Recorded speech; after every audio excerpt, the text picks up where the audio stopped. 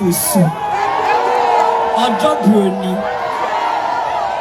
To my husband, Charles Kwejo Fosu. My king, my protector. If your spirit still walks among us, then let the truth itself rise as our vengeance. Let the love we share be the fire that consumes falsehood. Let the dignity with which you held me, the honor with which you lifted me, and the peace you gave me stand as testimony against every cruel tongue.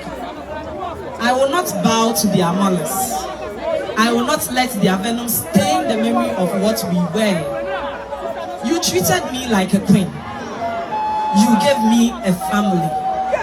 You gave me joy. That truth is eternal, and it will outlive every lie. So let them speak, let them try, for I know the Lion King still reigns in spirits, and his roar will forever protect the love we shared. And though they seek to wound me, they cannot erase the truth that I was your joy, your peace, your chosen resting place. My husband, my king, my eternal love. Though you are gone from this world, you remain etched in my soul. I will carry your legacy, protect your name, and honor the truth of our bond. You were my joy, my peace, my protector. And though I walk alone now, I will walk with the memory of your love, which no lie, no attack, no cruelty can ever erase.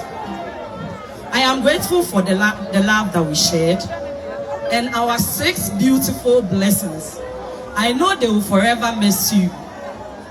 Charles, Amesa, Ohima Fosu, Awoya, Katechie Jemfi, and your twin, Charles Kwejo Fosu Jr.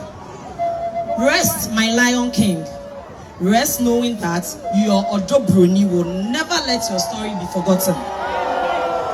And as Junior's birthday forever intertwines with your farewell, let it be the reminder that your children will rise, your legacy will endure, and your role will never die.